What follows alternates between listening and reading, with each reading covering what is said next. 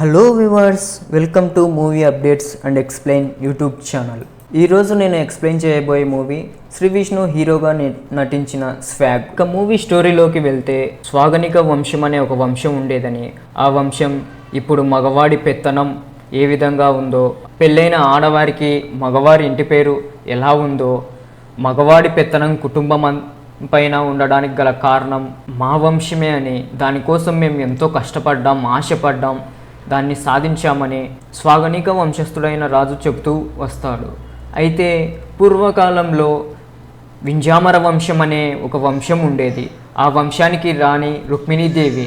ఆ రుక్మిణీదేవి పాలనలో మగవారిని చాలా తక్కువగా చూసేదని, మాతృస్వామ్యం అనే సిద్ధాంతాన్ని తీసుకువచ్చి మగవాడిని కాలు కిందే అణిగి తొక్కేదని చెప్పుకుంటూ వస్తాడు. ఆ రుక్మిణీదేవి పాలనలో మగవారి పరిస్థితి ఏ విధంగా ఉంటుందంటే, ప్రతి మగవాడు ముఖానికి ముసుగు ధరించాలి. చివరికి ఒక జంతువు మొగదైనా సరే దాని ముఖానికి కూడా ముసుగు ధరించాలి అన్న విధంగా ఉంటుంది. అక్కడ మగవారి పెత్తనం అంటూ ఏదే కానీ ఉండకూడదు. చివరికి వంశవృక్షంలో సైతము మగవాడి పేరు లిఖించకూడదు అని ఉంటుంది. రుక్మిణీదేవి మగవాడంటే తన కాలు కింద ఉండాలన్న ఉద్దేశంతో ఉంటుంది. మగవారికి పెత్తనం అంటూ ఉండకూడదని, ఆడవారిదే పెత్తనం ఉండాలని దానికోసం ఎంతో కృషి చేస్తూ ఉంటుంది. వింజామర వంశానికి చెందిన భూతులదేవి అనే రాణి తనకు మగబిడ్డ పుట్టాడని ఒక ఎత్తైన పర్వతం మీదకి వెళ్ళి అక్కడి నుంచి ఆ బిడ్డను లోయలో పడివేస్తుంది. పక్కనున్న రాణి ఇలా చేయడం చాలా అన్యాయం అని అంటే, దానికి రుక్మిణీదేవి ప్రతిసారి మగపిల్లవాడు పుడితే తను మాత్రం ఏం చేస్తుంది అనే మాట్లాడుతుంది. దాన్ని బట్టి ఆ రుక్మిణీదేవి పాలనలో ఆ రుక్మిణీదేవి పాలనలో మగవాని పరిస్థితి ఏ విధంగా ఉందో మనకు అర్థమవుతుంది. అయితే రుక్మిణీదేవికి కూడా పిల్లలు ఉండరు.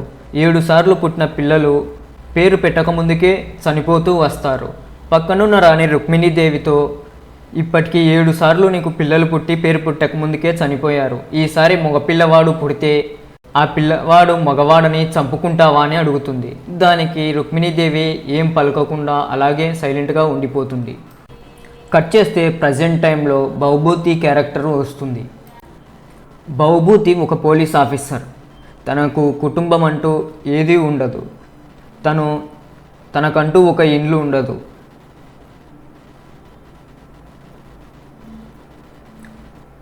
ఇరవై 24 గంటలు స్టేషన్లోనే ఉంటాడు. తన అవసరాలన్నీ స్టేషన్లోనే తీర్చుకుంటుంటాడు.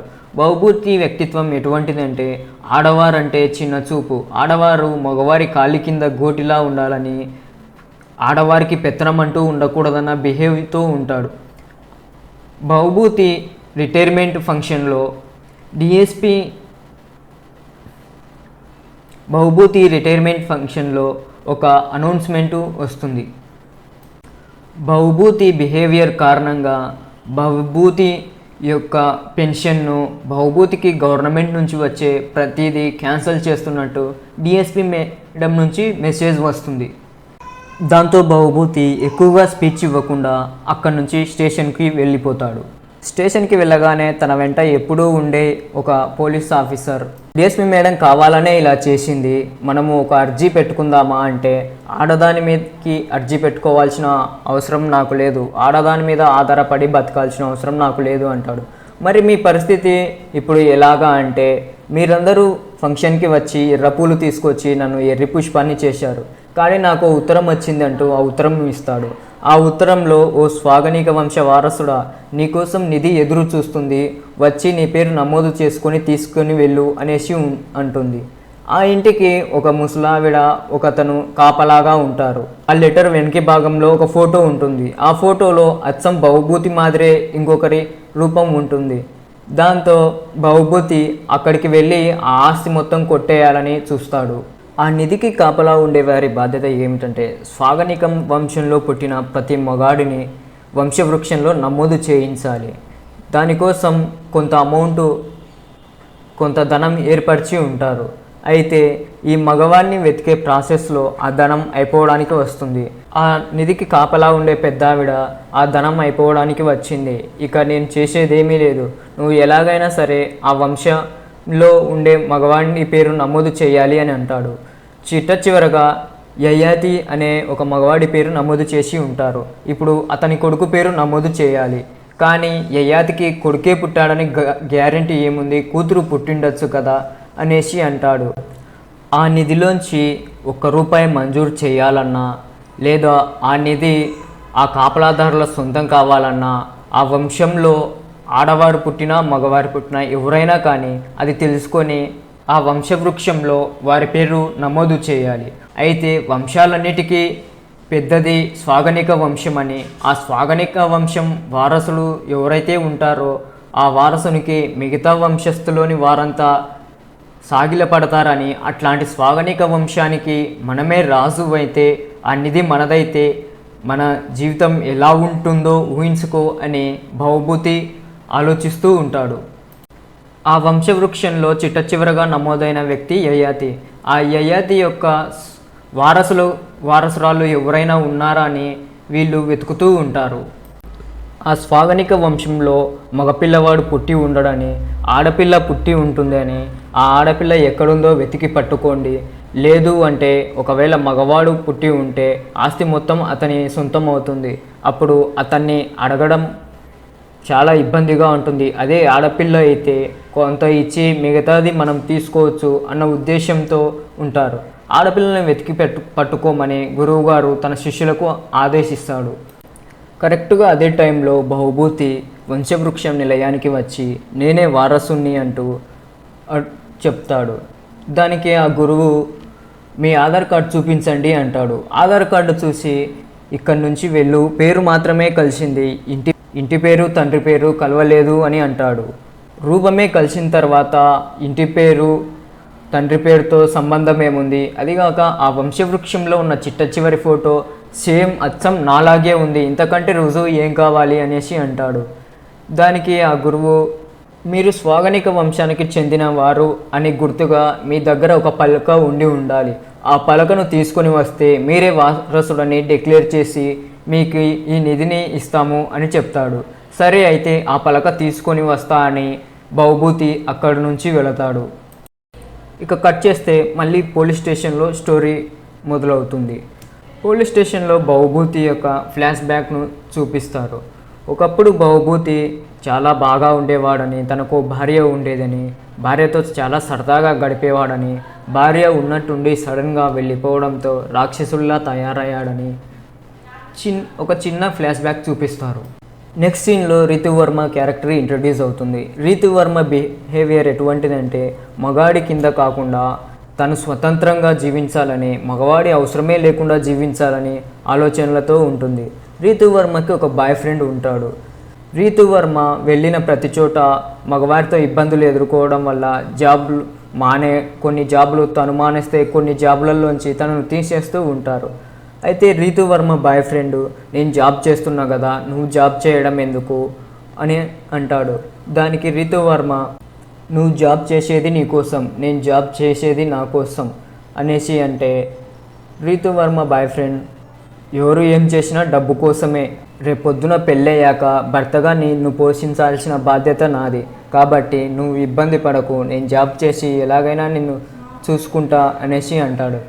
దానికి రితువర్మ పూర్వకాలంలో స్త్రీ స్వామ్యం అనేది ఒకటి ఉండేది తెలుసా అని అడిగి, స్త్రీ స్వామ్యం అంటే ఆడది మగవాడి కింద బతకాల్సిన అవసరం లేదు, ఒక విధంగా చెప్పాలంటే మగవాడు ఆడదాని చెప్పుచొత్తుల్లో బతకాలి, అటువంటి సామ్రాజ్యాన్ని నేను నిర్మిస్తాను అని అంటుంది.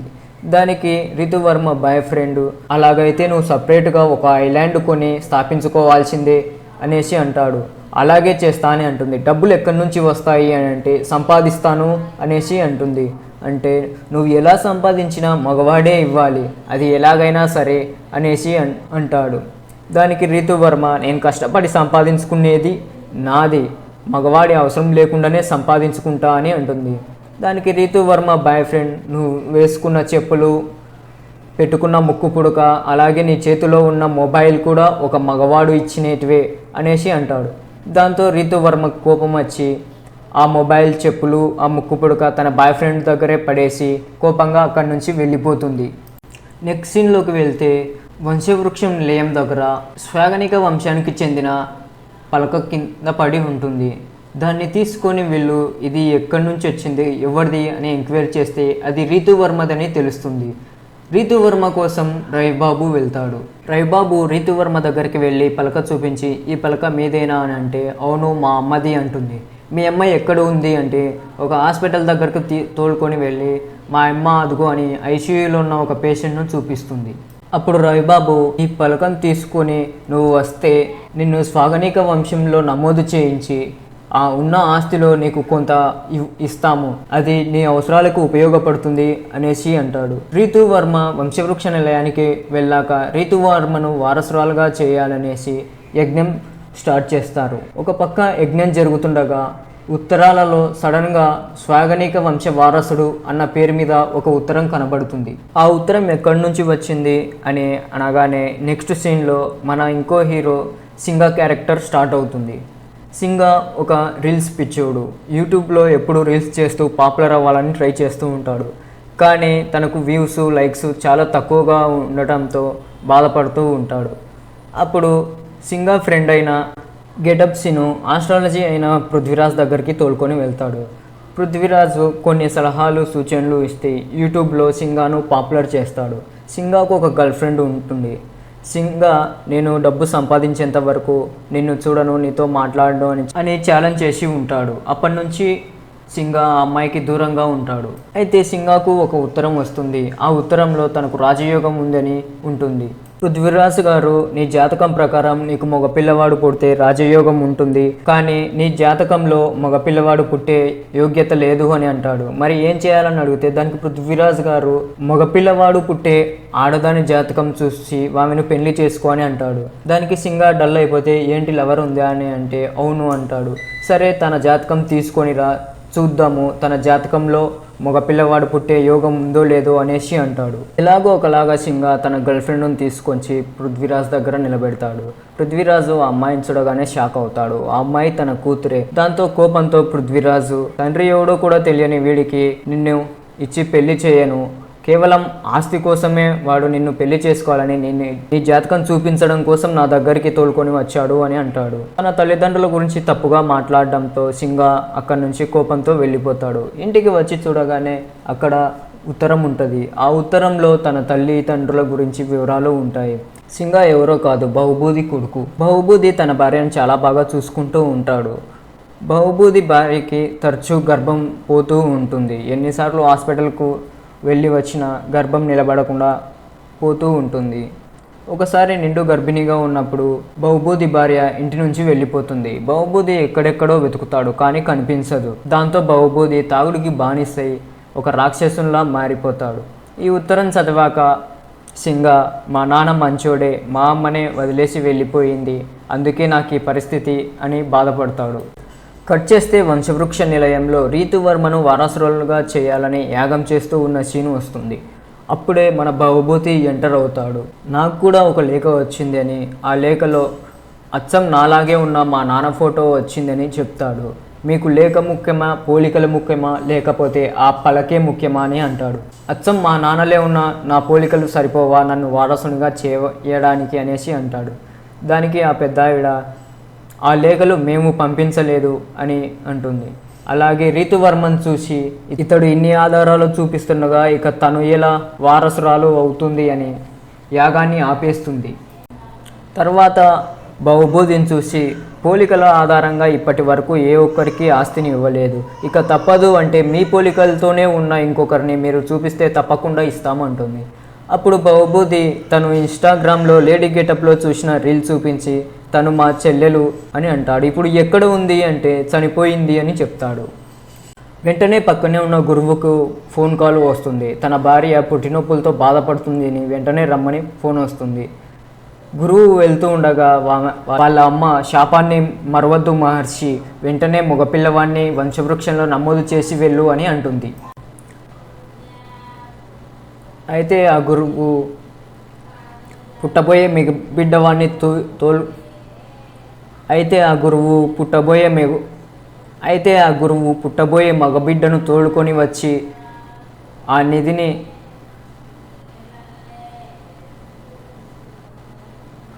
అయితే ఆ గురువు పుట్టబోయే మగబిడ్డను తోడుకొని వచ్చి ఆ శాపం బూటకమని నిరూపించి ఈ నిధిని తీసుకుంటా అని అంటాడు. పూర్వకాలంలో స్వాగనిక మహారాజు వీరి వంశస్థులకు శాపం ఇచ్చి ఉంటాడు. మీ వంశంలో పూర్వకాలంలో స్వాగనిక మహారాజు వీరి వంశానికి శాపాన్ని ఇచ్చి ఉంటాడు. మా వంశంలో పుట్టే ప్రతి బిడ్డను వంశవృక్షంలో నమోదు చేయాలి. అలా నమోదు చేయకపోతే మీ వంశంలో మగపిల్లవాడే పుట్టకుండా మీ వంశం నాశనం. అలా నమోదు చేయకపోతే మీ వంశంలో మగపిల్లవాడే పుట్టాడు. దాంతో మీ వంశం ఇంతటితో అంతమైపోతుంది అనేసి శాపం ఇచ్చింటాడు. అయితే ఈ గురువు ఆ శాపం ఉత్త బూటకమని ఇప్పుడు పుట్టబోయే మగబిడ్డను తోలుకొని వచ్చి నిరూపిస్తా అని చెప్పి వెళ్ళిపోతాడు. అప్పుడే స్వాగనిక కవలలు అన్న పేరు మీద ఉత్తరం కనిపిస్తుంది. కట్ చేస్తే బహుబూది ఫ్లాష్ బ్యాక్లో సీను వస్తుంది. బహుబూది భార్య గర్భం పోవడానికి బహుబూదే కారణం. బహుబూది భార్యకు తెలియకుండా లింగ నిర్ధారణ పరీక్షలు చేయిస్తూ ఉంటాడు. ఆడపిల్ల అని తెలిసిన ప్రతిసారి తనకు తెలియకుండా తను తినే ఆహారంలో తాగే నీళ్ళల్లో మాత్రలు వేసి పిండం పోయేలా చేస్తూ ఉంటాడు. కొంతకాలానికి ఈ విషయం భార్యకు తెలుస్తుంది. నిండు గర్భంతో ఉన్నప్పుడు తను బహుబూదిని వదిలేసి చెప్పా పెట్టకుండా వెళ్ళిపోతుంది.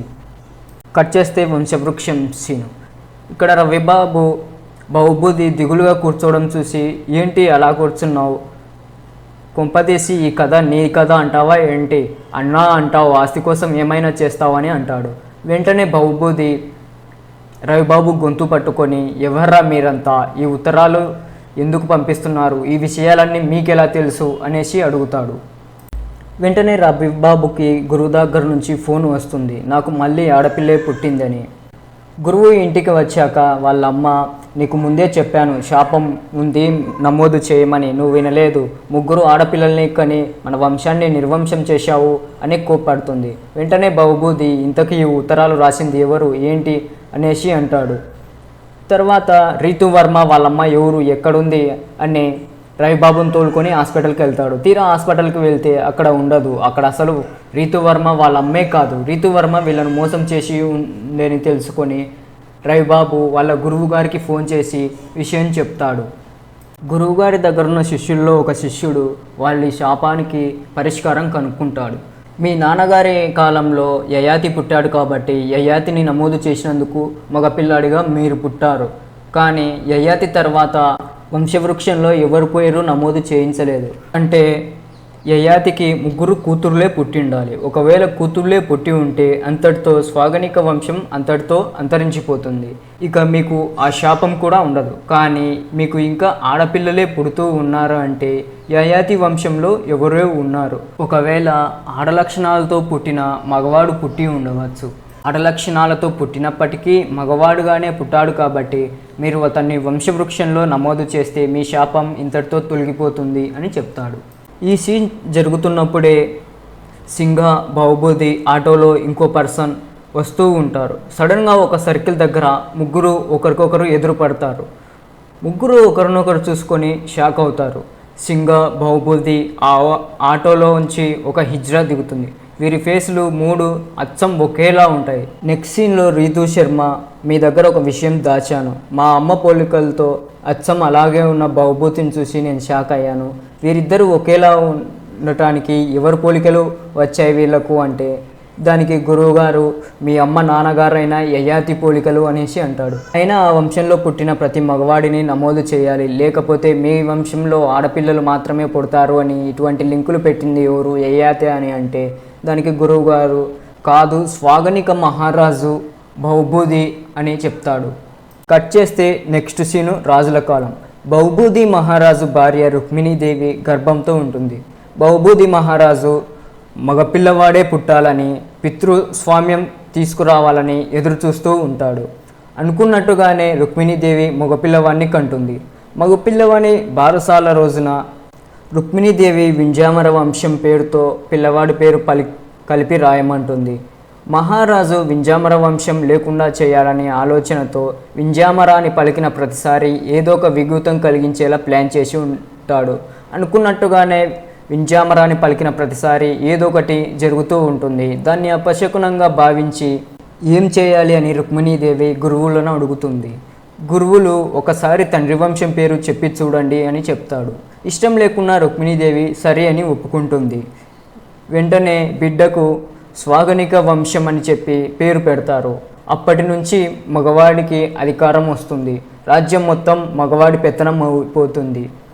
భవిష్యత్తులో ఆడవాళ్ళ పెత్తనం రాకుండా ఉండాలి అంటే ఏదైనా చేయాలని ఆలోచించి తన గురువు గారితో ఇక నుంచి మా వంశంలో పుట్టే ప్రతి మగపిల్లవాడిని మీరు వంశవృక్షంలో నమోదు చేయాలి, అలా నమోదు చేయకపోతే మీ వంశంలో మగపిల్లలే పుట్టరంటూ శపిస్తాడు.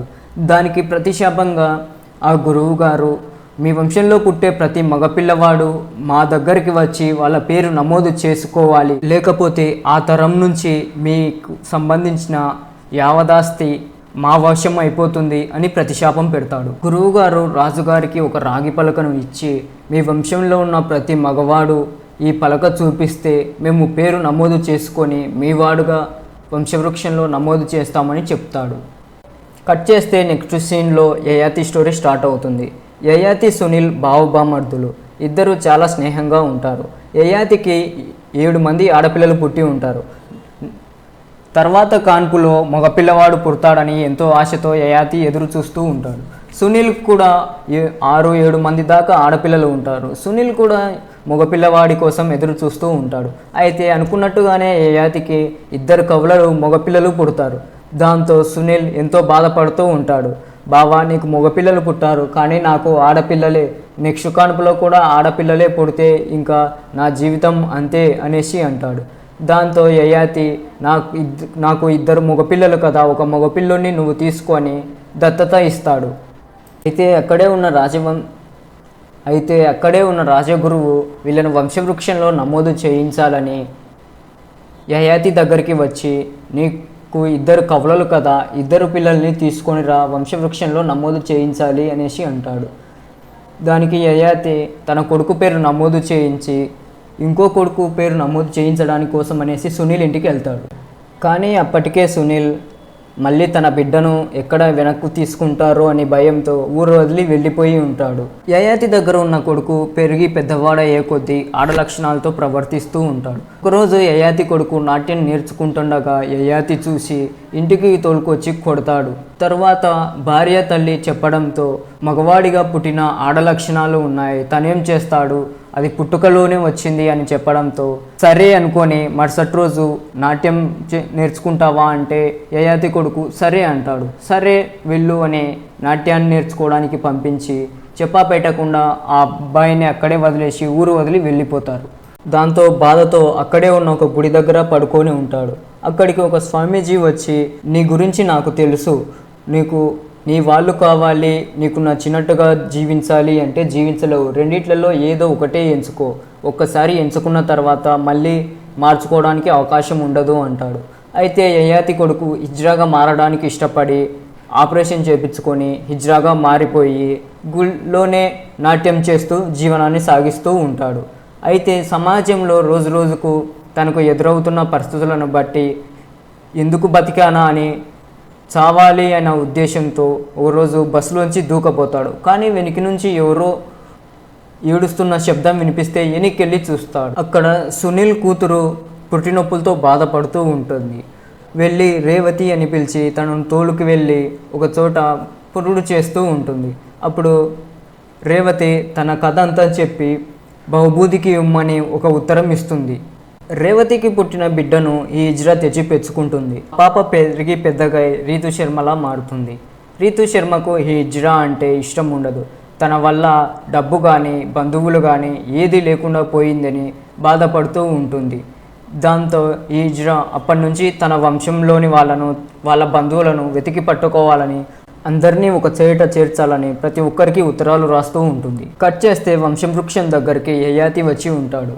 ఎవరెవరో వచ్చి మేమే వారసులం అంటే ఎంతో ఇబ్బంది పడుతున్నాం, కానీ నువ్వు వచ్చి మా సమస్యకు పరిష్కారం చూపించావు అని పెద్ద ఆవిడ చెప్తుంది. దానికి యయాతి నేను రాలేదు, ఎవరో నాకు ఈ ఉత్తరం పంపించి ఈ అడ్రస్కి రమ్మని చెప్పారు అని ఉత్తరం చూపిస్తాడు. సరే ఏదైతే ఏముంది అని యయాతిని రాజును చేస్తారు. దాంతో బహుభూతి ఏంటి నన్ను కదా రాజును చేయాల్సింది అంటే లేదు, తనకు కొడుకువి నువ్వు కాబట్టి తండ్రికే వారసు లేదు, తన కొడుకువి నువ్వు కాబట్టి తండ్రినే వారసుని చేస్తారు. ఇప్పుడు నువ్వు వారసుడివి కావాలంటే నీకు కొడుకు ఉండాలి, అప్పుడే నువ్వు వారసుడివి అవుతావు, ఆస్తి మొత్తం నీకు వస్తుంది అనేసి అంటాడు. అదే సమయంలో సింగా, హిజ్రా ఇద్దరు వంశవృక్షంలోకి ఎంటర్ అవుతారు. వెంటనే బహుబుద్ధి సింగాను తీసుకువెళ్ళి ఇతనే నా కొడుకు అనేసి అంటాడు. దానికి సింగా లేదు, నేను నీ కొడుకుని కాదు అని హిజ్రాను చూపించి తన కొడుకుని అనేసి అంటాడు. అప్పుడు అక్కడ ఉన్నవారు ఆడదానిగా మారిన యయాతికి పుట్టినప్పుడు మగపిల్లవాడే కనుక, అది కాకుండా సింగా తనను తండ్రిగా స్వీకరిస్తున్నాడు కాబట్టి ఈ ఆస్తికి ఈ వంశానికి వారసుడైన వారసురాలైన తనే అని తనను వంశవృక్షంలో నమోదు చేయడానికి ప్రారంభిస్తారు. అప్పుడు బహుబుద్ధి తన దగ్గరికి వచ్చి కలిసి పుట్టాం, ఆస్తి కూడా కలిసి పంచుకుందాము అంటే, నాకు ఆస్తి మీద ఎటువంటి ఆశ లేదు, మనందరం కలిసి ఉంటే అదే చాలు, నన్నుగా గుర్తిస్తే చాలు అని చెప్పి నువ్వే తీసుకో ఆస్తి అనేసి ఆస్తిని బహుబుద్ధికి ఇచ్చేస్తుంది.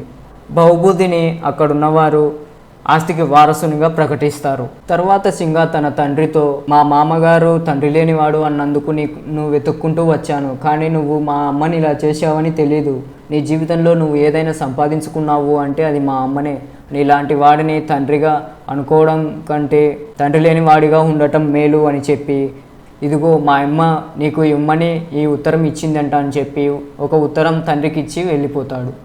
హిజ్రా మాట్లాడిన మాటలు విని బహుబుద్ధి తన మనసు మార్చుకుంటాడు. ఆడ మగ అనే తేడాలు లేకుండా ఉండడం కోసం ఒక కాలేజీని స్థాపిస్తాడు.